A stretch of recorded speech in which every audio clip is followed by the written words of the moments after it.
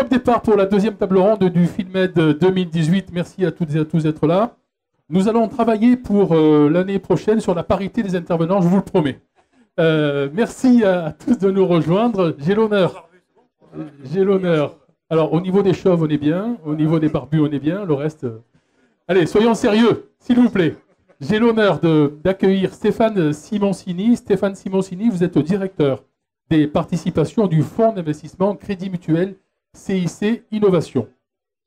Mathieu Pointu, bonjour. Vous êtes avocat associé, c'est chez la société Lakeos. Pardon, je vais y arriver.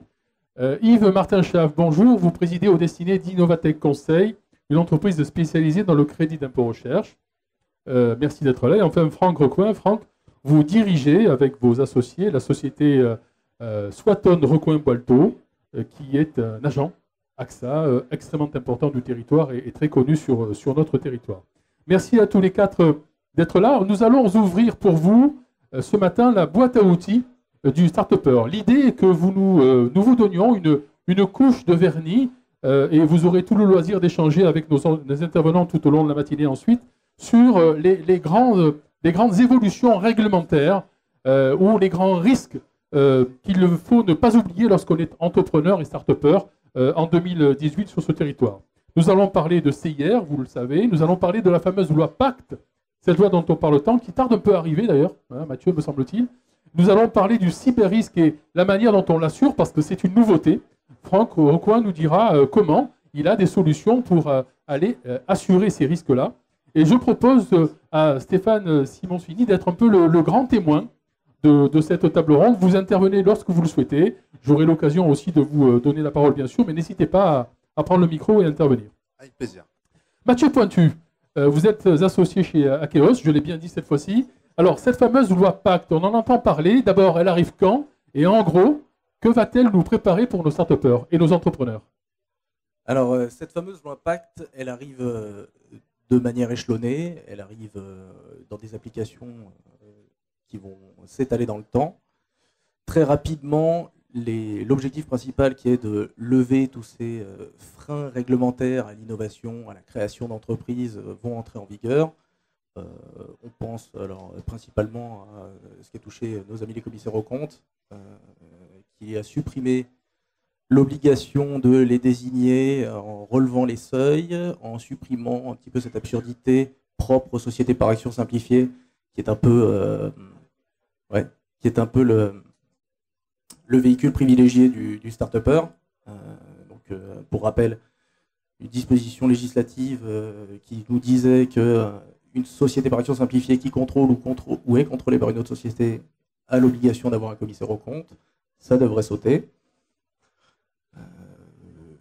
Des mesures de simplification, allègement du coût de la création d'entreprise, avec la création d'un registre unique et une dématérialisation totale à terme de la création d'entreprise. Avec un guichet unique, me semble-t-il. C'est l'idée d'un guichet unique qui viendrait remplacer les chambres de commerce, enfin remplacer, suppléer, puisque les chambres de commerce ont vocation à conserver leur rôle de conseil dans ce type de démarche. D'accord. Donc ce registre unique qui entrera en vigueur un petit peu plus tard, le temps de la mise en forme technique. Parmi les principales des seuils sociaux, fiscaux qui seront supprimés. On a alors effectivement sur l'aspect RH, on a une harmonisation de la façon dont on compte les seuils d'effectifs, ce qui est déjà une belle performance en soi, et des effets de seuil qui sont supprimés ou lissés avec un seuil de 20 salariés qui commence à perdre totalement de son existence pour basculer petit à petit vers les seuils de 50 et surtout 250, avec l'effet intéressant, c'est surtout la mise en œuvre ou le lissage des effets de seuil, avec la problématique du franchissement à la hausse et du franchissement à la baisse de ces seuils d'effectifs. Un franchissement à la hausse qui ne portera ses effets que s'il est constant pendant 5 années consécutives, ce qui laisse quand même le temps à l'entrepreneur de se préparer, et un franchissement à la baisse qui, lui, est quasiment immédiat, puisqu'il suffit d'une année de seuil franchi à la baisse pour pouvoir se remettre en l'état de la réglementation un petit peu plus souple du seuil inférieur. D'accord, donc un peu... Stéphane Simoncini, bien sûr. Et quelles seront les entreprises concernées par cette loi Pacte? Toutes, en réalité. Donc les petites, puisque les petites voient leur fonctionnement, leur coût de fonctionnement allégé dès la création, avec donc en théorie une dématérialisation qui devrait réduire les coûts, une modification des petits coûts qu'on ne voit pas forcément, type les publications légales. Cette loi vient modifier les modes de tarification des journaux. Donc on parle d'économie à la marge, et principalement le coût du commissaire aux comptes, qui représente un petit budget, pas nécessairement pris en compte lorsqu'on se lance dans l'aventure. Et les grosses entreprises, assez peu au final.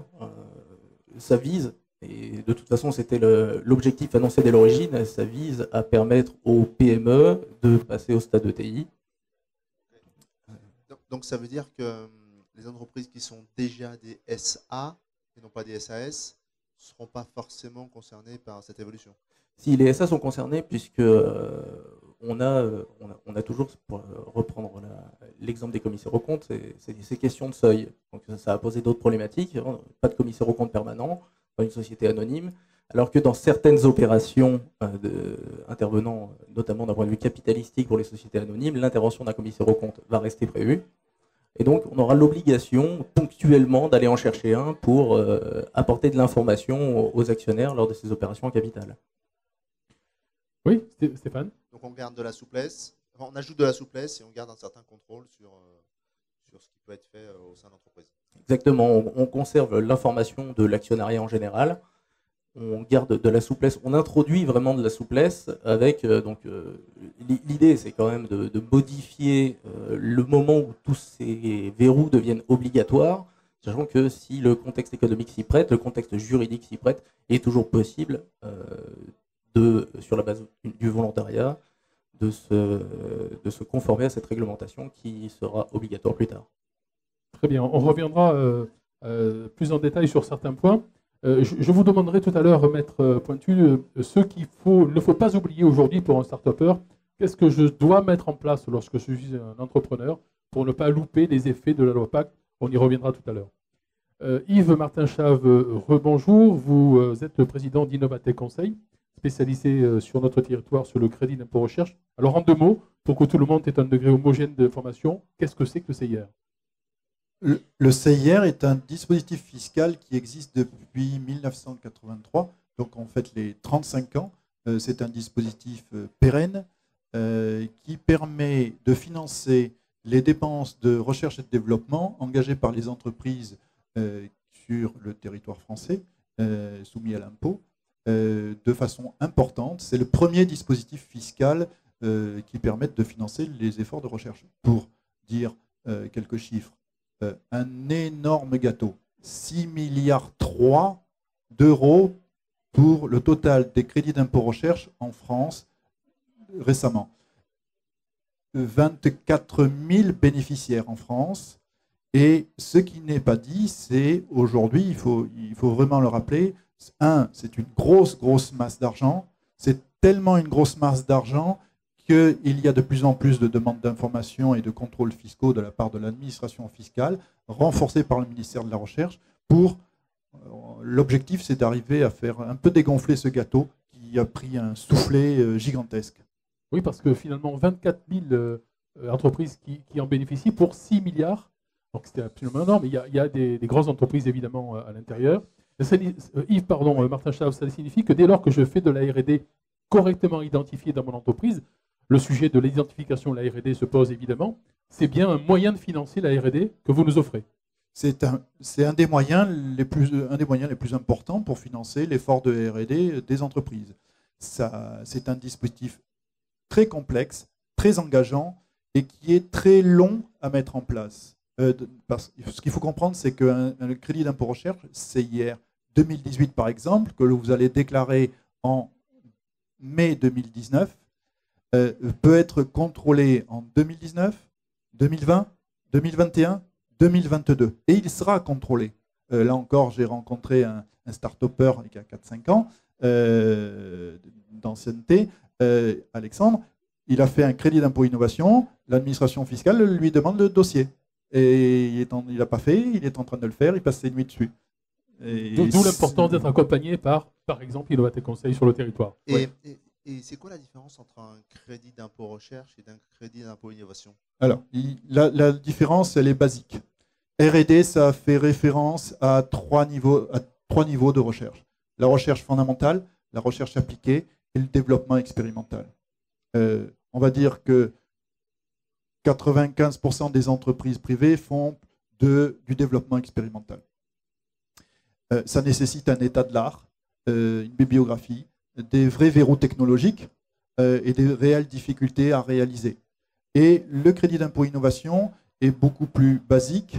C'est des dépenses de conception d'un produit destiné à être mis sur le marché, des améliorations. Donc, on va dire que le crédit d'impôt innovation, ça peut être un assemblage de techno existantes à mettre sur un produit qui ne les a pas. Le crédit d'impôt recherche, c'est vraiment mettre au point un fondamental, de l'appliquer par exemple à un laser, et ensuite de trouver une application pour ce laser dans du développement expérimental. Donc, dans le crédit d'impôt recherche, il y a de la rupture technologique qu'on ne trouve pas forcément dans le crédit d'impôt innovation. Et pour prendre un exemple, crédit d'impôt recherche, ça nécessite de faire un état de l'art au niveau mondial. Qu'est-ce qu'il existe au niveau théorique pour ma problématique? Au niveau de l'innovation, crédit d'impôt innovation, ça nécessite de faire une étude de marché. Qu'est-ce qu'il existe sur le marché au niveau de ce produit, des spécifications? Et qu'est-ce que j'y apporte au niveau des performances?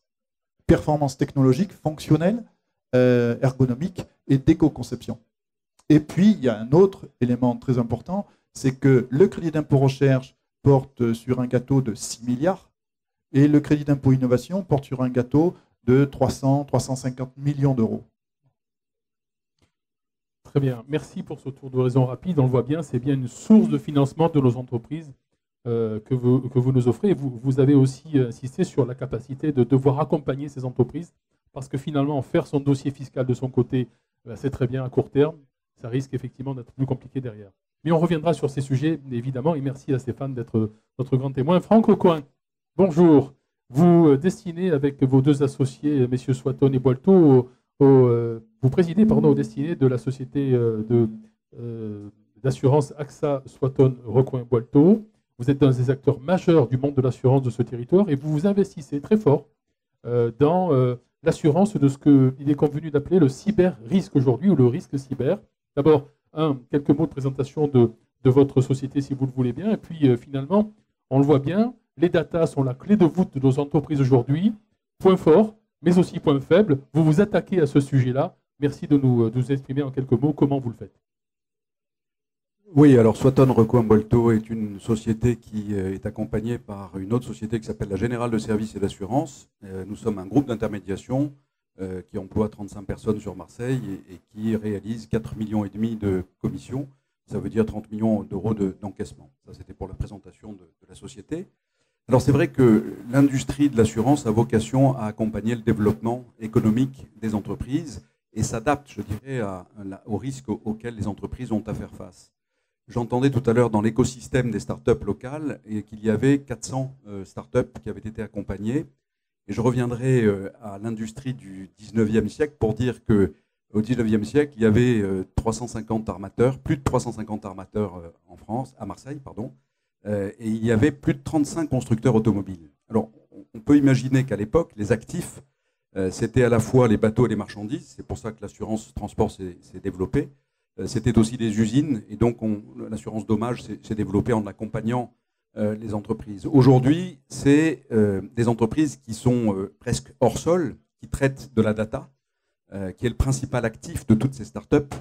Et cette économie est en train de complètement virer par rapport à ce que Stéphane Soto intégrait comme étant une révolution numérique avec les objets connectés, avec l'intelligence artificielle. Et donc, on est persuadé, nous, au niveau de nos sociétés, que le risque cyber sera le risque du 21e siècle et qu'il est absolument nécessaire de traiter ce problème au plus vite et au plus tôt, y compris et surtout pour des startups qui démarrent et dont l'actif principal constitue la data. Alors pour ce faire, qu'est-ce qu'on a fait? on a embauché un jeune doctorant qui est spécialisé dans la gestion des risques et des assurances, Adrien Moranzoni, qui est ici présent, et qui nous donne une spécificité, je dirais une spécialité qui nous permet de rentrer dans ces problématiques de cyber, et non pas uniquement de vendre un produit tout fait, mais d'accompagner les entreprises avec, en amont, des tests qui sont des tests d'intrusion sur les systèmes informatiques ou sur tout ce qui est du traitement des data, et derrière l'accompagnement à la fois dans la prévention du risque et en même temps dans l'assurance de ces entreprises au fur et à mesure de leur développement. Un exemple, puisqu'on a cité tout à l'heure une start-up dont nous sommes les assureurs. Je vais donc parler de Traxens, qui est une pépite locale qui a développé son savoir-faire en matière de connaissance à l'instant T de ce qui se passe dans les conteneurs qui circulent dans le monde entier. Qu'est-ce que vend Traxens? Traxens vend un petit boîtier électronique qui donne énormément d'informations aux armateurs ou aux chargeurs d'ailleurs sur l'état de la marchandise qui circule à travers le monde. Et ce qui est intéressant de noter, c'est que si le boîtier vaut quelques dizaines d'euros, voire une centaine d'euros, ce que le boîtier va donner comme actif à l'entreprise Traxens, c'est la data dont elle va avoir la maîtrise et avec laquelle elle va pouvoir permettre de révolutionner la logistique portuaire dans le monde. Et donc, on voit bien l'importance que représente l'actif data aujourd'hui pour une entreprise qui, à la fois, donc, doit être assurée en tant que telle, en tant qu'actif, mais en même temps, qui engendre des responsabilités vis-à-vis des informations détenues pour le compte de tiers et qui peuvent un jour réclamer réparation si les tiers sont, je dirais, en faute par rapport, enfin, sont impactés par rapport à un problème de traitement de data. Donc voilà, c'est vraiment pour nous le risque du 21e siècle et c'est très très important de s'y pencher. Et si vous assurez cette data, on peut supposer qu'auparavant vous l'avez valorisée. Et pour ce faire, quels sont les outils et les méthodes? Est-ce qu'il y a un rapport avec le CIR justement? C'est une très bonne question parce que comment valoriser, je dirais, la data dans le futur? Quand on dit qu'on va assurer, on va prendre un capital forfaitaire qui va dépendre d'une analyse interne de ce que peut représenter cette data, sachant que pour vous donner un ordre d'idée, il y a des attaques cyber récemment qui ont atteint des sommes qui n'avaient jamais été imaginées par l'industrie de l'assurance et qui se chiffrent en plusieurs centaines de millions d'euros. Je citerai simplement un exemple de Renault qui a laissé un ordinateur traîner dans un atelier de fabrication de la Twingo. Cet ordinateur n'avait pas été sécurisé comme l'ensemble du système informatique.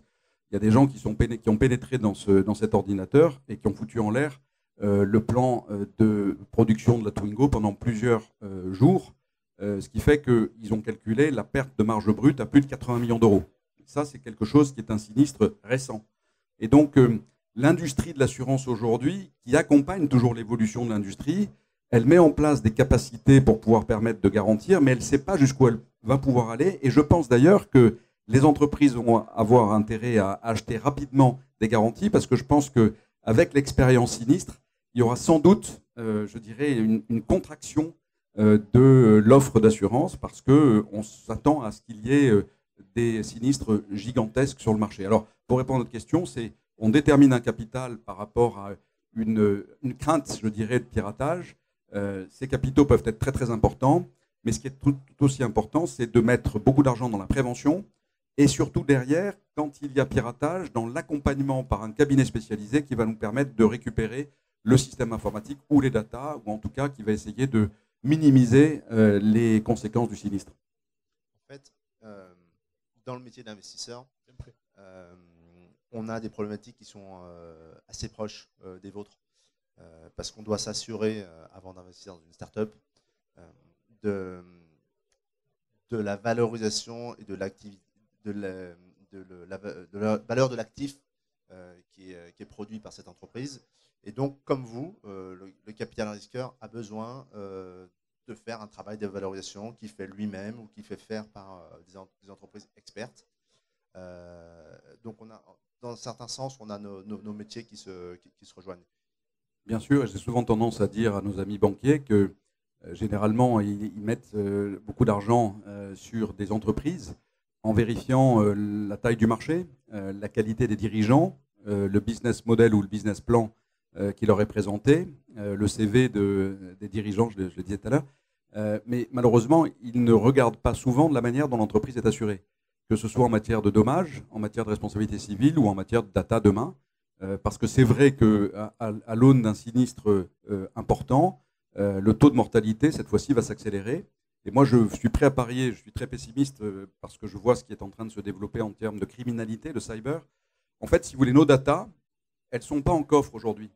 Et le problème, c'est que les voleurs aujourd'hui, ils continuent de temps en temps à ouvrir un coffre, mais ce qu'ils vont ouvrir surtout, c'est les systèmes informatiques des entreprises pour se servir. Or, dans les systèmes informatiques des entreprises, il y a des richesses absolument considérables parce que c'est tout le savoir-faire, toute la science qui est là et qui a parfois demandé des dizaines d'années de recherche sur quelque chose qui tout d'un coup est piraté parce que on n'a pas véritablement protégé on n'a pas rendu son système informatique comme un coffre-fort. Donc c'est vraiment un élément important et je pense que les banquiers comme les assureurs ont un intérêt à coopérer ensemble pour avoir une idée effectivement de la capitalisation que peut représenter le goodwill de la data en question et en même temps de sécuriser avant de prendre des engagements parce que ça paraît tellement certain de voir des chutes importantes liées à cette cybercriminalité que je pense qu'un banquier ne peut pas se passer d'un assureur aujourd'hui dans cette quête et dans cette réflexion commune. Merci Franck Goffin. Finalement, vous avancez et vous produisez la courbe d'expérience sur tous ces sujets-là. Et c'est très bien qu'un acteur local comme vous puissiez nous le proposer. On reparlera tout à l'heure du cyber-risque. Vous en avez même fait un fascicule. Le risque cyber, risque du XXIe siècle, que vous retrouverez évidemment sur le stand de Swaton Rocco Umbolto. Adrien Moranzoni est là pour également vous renseigner. Maître Mathieu Pointu, on a vu, la loi Pacte, elle est assez vaste, c'est très compliqué sans doute de la synthétiser. Question simple, comme je vous l'ai dit tout à l'heure, lorsque je suis un entrepreneur, un start-upper, et c'est ma foi la même chose, que ne faut-il pas oublier dans les mois qui viennent pour être en ligne avec la loi Pacte et ne pas avoir de risque majeur dans la gestion de mon entreprise? Alors, avant d'attaquer sur ces éléments-là, je vais refaire un passage par cette loi Pacte sur deux axes qui sont quand même assez fondamentaux et plutôt dans le thème de cette journée. C'est la levée des freins à la levée de fonds. Oui. Donc, avec une ouverture des marchés de capitaux, ou en tout cas une volonté d'ouvrir l'accès au marché de capitaux au plus grand nombre d'entreprises en utilisant au maximum les seuils ouverts par la réglementation européenne. Ça veut dire quoi ça? Ça veut dire, alors, l'ouverture de l'accès au marché de capitaux, c'est principalement l'introduction en bourse, hein, on le saisit bien, avec cette problématique du seuil au-delà duquel on est obligé d'établir un prospectus et de recourir à un certain nombre d'intermédiaires qui augmentent de manière très substantielle le coût de l'introduction. Ce seuil qui était originellement fixé à 5 millions, c'était le plafond prévu par la réglementation européenne, a été modifié par une directive, un règlement européen de 2017 pour le porter à 8 millions. L'AMF a déjà pris acte dès le 21 juillet de cette année. Plus de prospectus pour des offres qui dépassent 5 millions et arrivent jusqu'à 8. Cette loi vient entériner tout ça. Autre élément de financement, la prise d'acte dans la loi de l'existence des ICO. Donc, avec la fixation de quelques définitions, et ce sera traité principalement dans la prochaine table ronde. Et l'autre grand axe de cette loi Pacte, c'est l'objectif de repenser la place de l'entreprise dans la société, donc en poussant l'actionnariat salarié, en imposant d'ailleurs des seuils plus importants dans les entreprises publiques, et aussi et surtout en touchant le code civil, ce qui a fait couler beaucoup d'encre, mais qui reste au final d'un point de vue strictement juridique assez anecdotique, en faisant entrer dans la définition de la société cette notion d'intérêt social qui n'était que jurisprudentielle et qui pourrait se définir comme étant l'intérêt général de la société elle-même, qui devrait se distinguer de l'intérêt des actionnaires et de l'intérêt du management. Et ça sera une obligation, ça, maître? Parce que si je lis, pardon de vous interrompre, mais si je lis la définition qu'en fait la loi Pacte, hein, l'entreprise ne peut plus se résumer à la seule recherche de profit. On est borderline entre l'économie et la philosophie sur ces sujets-là. Hein. Est-ce qu'il y aura une obligation à être sociale dans l'entreprise? Et ça, c'est le deuxième élément qui vient altérer le code civil, c'est la possibilité de se doter d'une raison d'être. Voilà. raison d'être, le pourquoi de l'existence de la société. Fondamentalement, le pourquoi de l'existence d'une société, c'est un mode d'organisation calibré des relations entre actionnaires. C'est désormais plus que ça, avec la possibilité de prendre en compte un objectif, qui peut être divers, et les impacts de sa propre activité d'un point de vue social et environnemental. On va plus loin que l'objet social de l'entreprise actuelle. Sans toucher l'objet social. Alors en fait, qu'est-ce que c'est que cette raison d'être? C'est un vœu pieux pour les entrepreneurs qui s'en moquent absolument, et une redondance pour ceux qui s'en préoccupaient déjà. Parce qu'on avait toujours eu la possibilité dans des statuts d'entreprise de contextualiser la création, de contextualiser la raison d'être de l'entreprise. Maintenant, on le fera avec un fondement législatif, rien de plus que cela. Très bien. Et pour enchaîner sur cet élément-là, ça appelle à se poser des questions supplémentaires dans la démarche de création d'entreprise, au-delà du je fais ça parce que j'ai envie de créer mon activité, d'être mon propre patron et d'apporter un petit peu à l'édifice social. Je vais peut-être, moi, créateur d'entreprise, me poser la question de l'impact que j'aurai sur la société et sur l'environnement, et donc sur la société de demain dans laquelle évolueront mes enfants. Question qui, pour revenir sur l'aspect toolbox, je vais me poser en marge de tout un tas d'aspects techniques que je vais devoir aborder dans la rédaction de mes statuts et surtout dans la rédaction de cet acte fondamental qui est le pacte d'actionnaires, sur lequel, bon, je n'ai pas le temps d'entrer dans le détail, s'il y a bien une chose fondamentale à retenir dans la rédaction, la négociation d'un pacte d'actionnaires, c'est qu'il faut comprendre ce que vous écrivez. C'est le fondamental. Malheureusement, on voit beaucoup d'actes avec alors des clauses types pris de ci, de là sur Internet, sans que les associés qui ont signé ce contrat, puisque c'est un contrat, n'aient compris la portée réelle des engagements qu'ils ont souscrits. À cet effet, d'ailleurs, le cabinet Akeos, comme on est très engagé auprès de l'écosystème startup, on a élaboré au fil du temps une véritable toolbox qui sera mise en ligne normalement d'ici 2 mois sur le site Akeos Lab, ainsi qu'un programme dédié à l'accompagnement des startups. Parmi les éléments qui figurent dans cette toolbox, c'est un guide de réflexion sur le pacte d'actionnaires, clause par clause, donc les grands éléments que l'on retrouve fréquemment. Quel est l'intérêt de mettre telle clause? Quels sont les impacts potentiels pour aller un petit peu au-delà du simple affichage. Très bien, donc un programme spécialement dédié aux start-upers, Akeos Lab, bientôt en ligne. On aura l'occasion d'en reparler évidemment. Yves Martin-Chave, Innovatech Conseil, vous avez parfaitement brossé le tableau du crédit d'impôt recherche.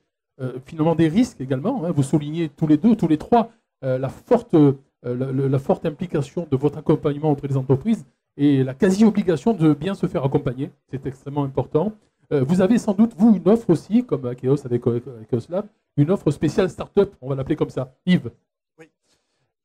Notre offre, elle est basée sur le fait que nous sommes un acteur atypique sur le marché du financement d'innovation. Notre vocation est d'accompagner les entreprises pour qu'elles puissent bénéficier des aides financières dont elles peuvent bénéficier. Et notre offre est basée justement sur nos différences. On a une grande maîtrise du dispositif fiscal. On a un atout très fort qui est d'associer une compétence d'expert comptable spécialisé dans l'accompagnement des entreprises innovantes, que je suis, et avec des compétences de docteurs en sciences. On a 6 docteurs qui sont à même de comprendre et de rédiger, d'appuyer, d'accompagner les entreprises innovantes sur la formalisation de leurs projets de R&D. Enfin, nous avons un souci permanent d'excellence et de ce fait, nous sommes référencés acteurs conseil CIR par le ministère de l'économie, le service de la médiation. Et ce qu'il faut savoir, c'est qu'il n'y a que 30 cabinets en France qui sont référencés. Et enfin, le dernier point, nous venons d'obtenir notre label Secret Défense. Ça veut dire que nous pouvons intervenir sur des projets de R&D qui sont classifiés. Et donc, notre offre, pour revenir à ta question, elle est de 2 ordres. La première, elle porte sur les startups, les entreprises, et la deuxième, vers les professionnels du chiffre et du droit. Concernant les startups, on a constaté qu'elles avaient besoin de 2 aides. La première, c'est ce qu'on propose depuis des années, c'est une solution clé en main. C'est-à-dire que vous faites de la R&D, on se charge de tout ce qui est recherche d'aide financière et surtout du montage, du choix et du montage des dispositifs fiscaux jusqu'au contrôle fiscal et au suivi et au remboursement du crédit d'impôt. La deuxième offre, c'est très, très, très récent. On a, avec notre plateforme CIR Expert, qui est un outil de production des dossiers, on met à disposition cet outil, cette plateforme aux entreprises, aux start-upers, qui peuvent être autonomes sur la constitution et la rédaction de leurs dossiers, avec une option possible de nous acheter une prestation que nous avons réussi à standardiser sur la validation scientifique des rédactions. Et vers les professionnels du droit et du chiffre, nous avons deux offres, la formation et l'accompagnement sur la stratégie commerciale, mais aussi technique, sur comment accompagner une entreprise innovante au niveau comptable, social, fiscal, puisque c'est notre métier de base, et j'ai accompagné pendant 15 ans des entreprises innovantes. Et le deuxième, c'est de mettre à disposition notre outil CIR Expert qui leur permet de produire les dossiers de crédit d'impôt recherche, crédit d'impôt innovation et de statut de jeune entreprise innovante. Très bien, c'est très clair, Yves.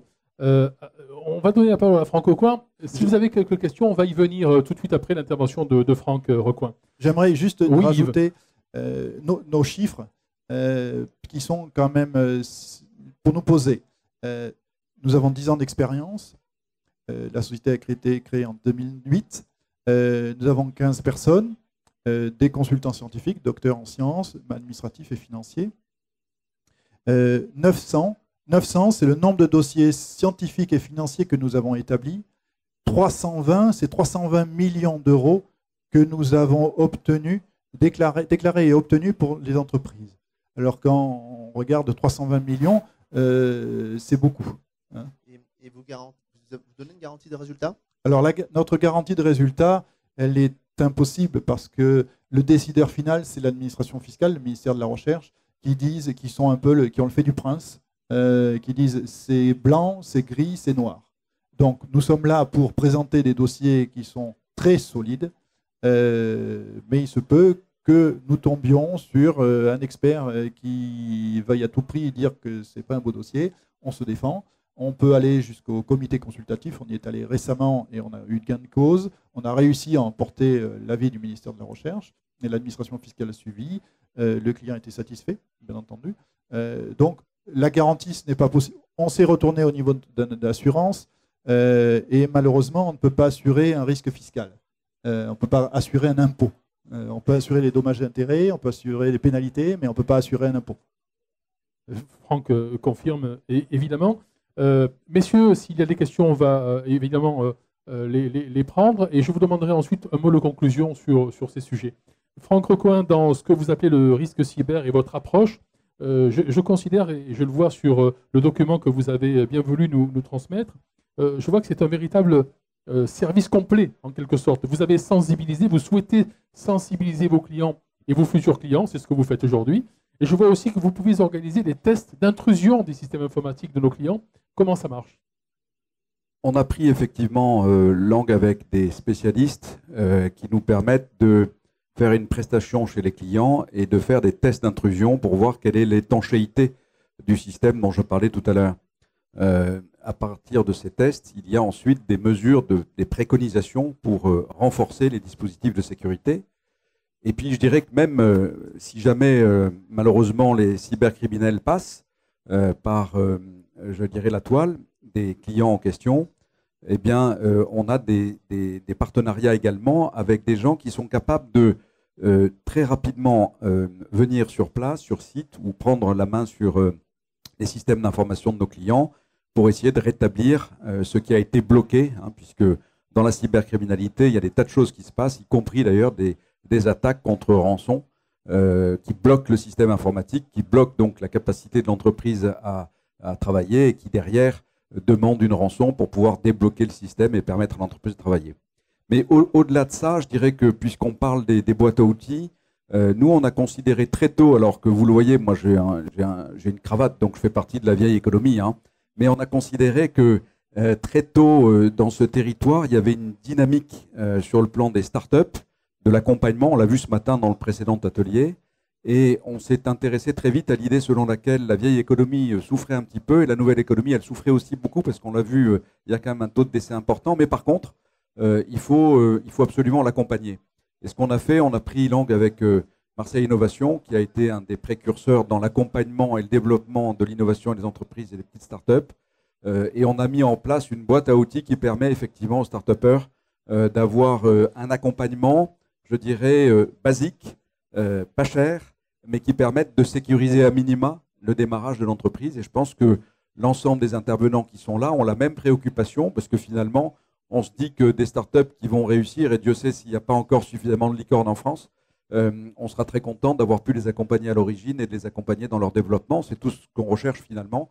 Mais ça participe du développement économique de ce territoire qui a une marque particulière dans la French Tech et qui est tout à fait intéressante en positionnement et en ranking sur le plan français. Merci Franck. Avant de conclure peut-être, y a-t-il deux questions que vous souhaitez poser à nos intervenants? Je me déplacerai bien volontiers. Y a-t-il une question? Messieurs, vous avez été parfaits et complets. Non? Hélène Lemaire, pas de questions? Très bien. Je vais vous demander quelques mots de conclusion à tous et peut-être en dernier Stéphane qui fera peut-être la synthèse de cette table ronde. Maître Mathieu Pointu.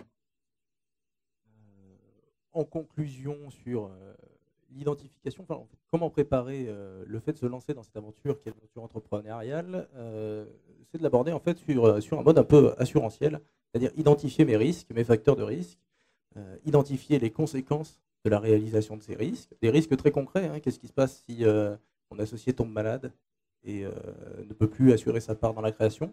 Qu'est-ce qui se passe si moi je suis moins disponible parce que je suis moi-même malade ou qu'un de mes proches l'est? Qu'est-ce qui se passe si on s'engueule? Qu'est-ce qui se passe si tout se passe bien, qu'est-ce qui se passe aussi? Tous ces éléments-là, se poser, prendre le temps de se poser les bonnes questions pour essayer d'y apporter les bonnes réponses. En tout cas, il n'y a jamais de réponse parfaite, mais en tout cas la réponse la plus efficiente possible. Ne pas hésiter à consulter, à s'entourer de personnes, puisque l'entrepreneur, son temps devrait être principalement consacré au développement de son entreprise, pas à tenter de bidouiller le juridique, à tenter de bidouiller tout seul la compta, de se dire que ce risque-là, ça ne lui arrivera jamais, pas besoin de s'assurer. Donc se poser les bonnes questions et prendre des décisions. Très bien, et très en amont évidemment. Yves Martin Chave. Pour conclure, je dirais que les entreprises doivent, quand elles font de la R&D, utiliser les dispositifs fiscaux comme le CIR, Crédit d'impôt recherche, Crédit d'impôt innovation. Avant, elles le faisaient, elles déclaraient elles-mêmes, et depuis 3-4 ans, on voit énormément de contrôles fiscaux et des redressements très conséquents. Généralement, ça porte sur 3 ans, avec un rejet partiel, voire total. Avec, bien entendu, quand il y a un rejet, ça veut dire redressement, il faut rembourser, et ça fait très très mal. Sur ce constat, aujourd'hui, avec notre outil, notre proposition, ces entreprises-là peuvent continuer à le faire quasiment en autonomie et avec notre appui léger, à coût économique léger.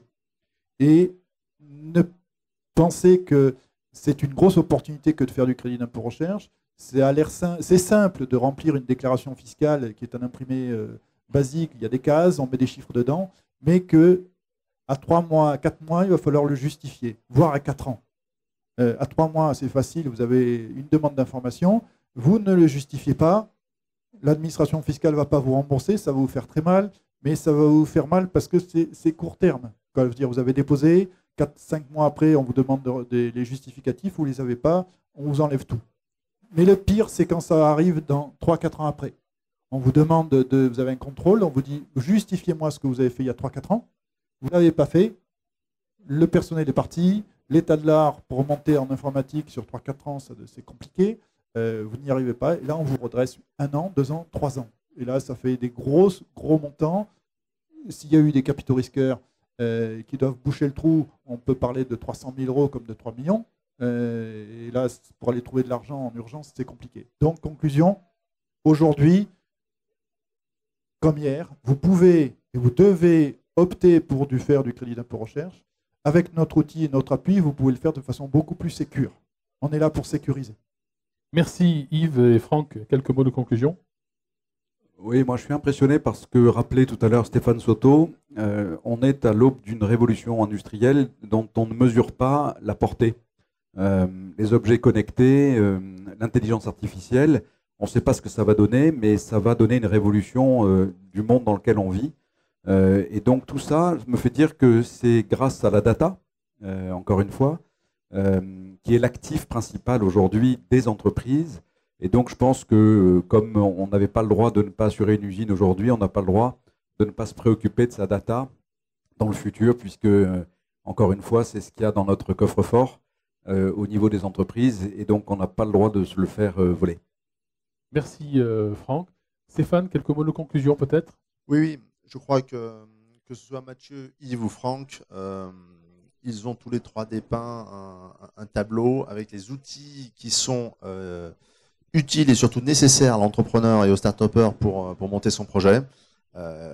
Qu'on parle de facilitateur grâce à la nouvelle législation de la loi Pacte, qu'on parle des outils de financement, alors financement et ou réduction des charges avec ce qu'on peut avoir avec le CIR ou le CI, et notamment les outils nécessaires pour se protéger, et j'irai un peu plus loin, plus que se protéger, prévenir les risques futurs, et tous ces enjeux sont un package d'éléments que l'entrepreneur start-upper doit maîtriser seul ou en se faisant accompagner de spécialistes, avec des portes d'entrée comme on peut trouver ici dans les accélérateurs ou campus d'entreprise, qui sont capables de rediriger vers des spécialistes du secteur qui seront capables, chacun pour ses problématiques, de vous accompagner.